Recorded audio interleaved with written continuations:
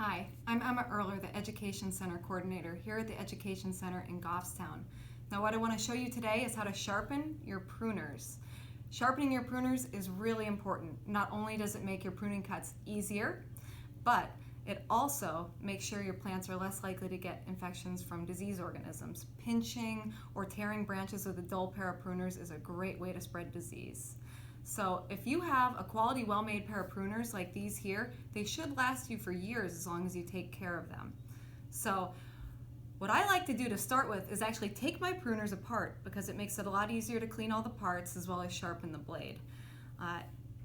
As you're going along, especially if you've never taken your pruners apart before, you might want to take pictures so that you know how to put them back together again.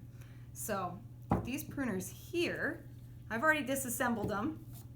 I won't show you that part, but basically you've got all these different screws here. If you have a pair of Felcos like this, don't touch this part, but unscrew this here and this part here, and a wrench will work, or some of the pruners come with actually a little key like this that you can use to take them apart.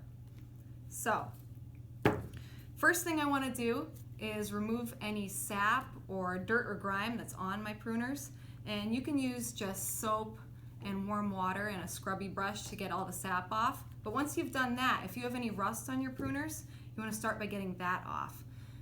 Now sometimes I like to use WD-40 to remove rust, especially if they're really bad.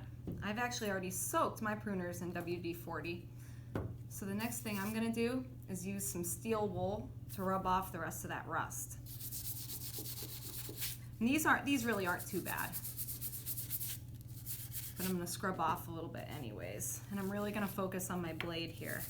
Now a lot of pruners, or a lot of the more expensive quality pruners, have replaceable blades. So if this is just too far gone, if it's too rusted, if you've cut something you shouldn't have cut, say some wire or something like that, you can replace this part. And actually you can replace any of these parts. But if you take care of your blade, it'll last for years. Okay, so this really isn't too bad. I'm not seeing too much rust on here. We're ready to start sharpening. So the tools you need to actually sharpen are this, a diamond file. These come in a number of different coarsenesses or different levels of abrasiveness.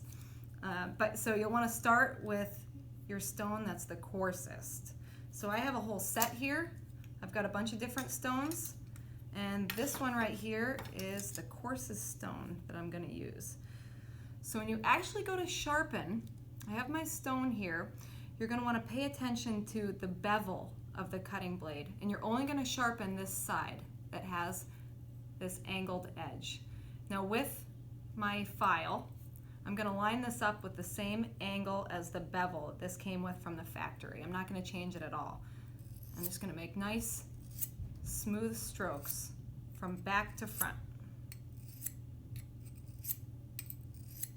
Now you may find, as I have, that you can buy special little tools like this that will help you get the precise angle that you want on your blade.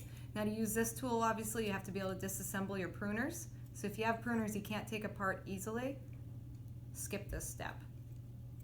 But I find that this is very useful.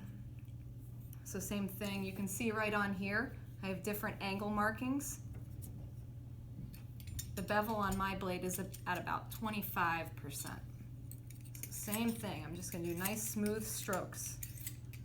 And as I do this, we'll start to see this nice shiny bright steel along the edge. That means we're actually getting this nice and sharp.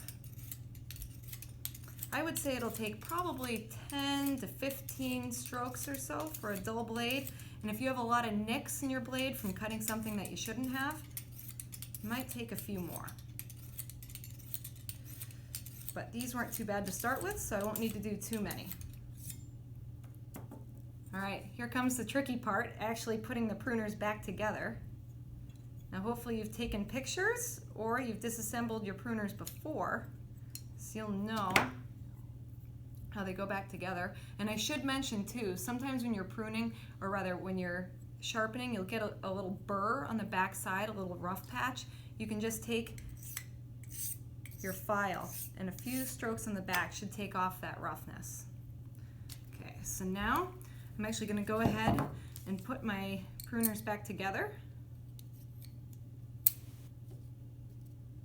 And this can be a little bit of a challenge, but if all goes well, I'll get these all put back together.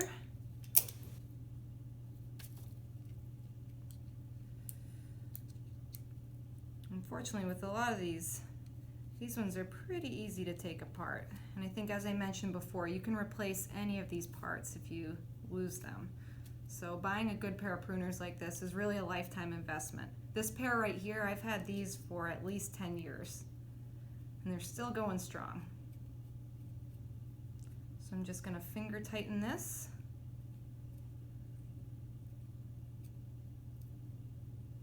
There we go. I'm gonna check and make sure this is lining up properly. It is.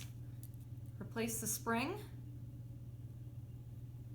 And the last thing I'm gonna do once I get this in place is just give a quick test on how sharp this is.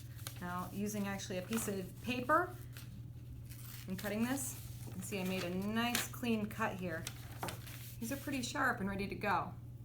Now, why am I doing it this time of year? Why am I sharpening my tools? Well, first of all, it's been really cold out and I'm excited to get out in the garden.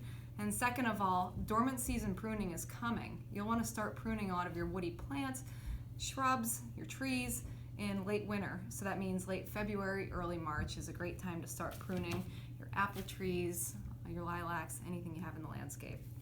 In terms of actually storing your pruners, once you've gone to all this work to remove the rust and to remove or to get these all sharpened up, you want to keep them in a nice dry place, just so they don't get any more rust on them.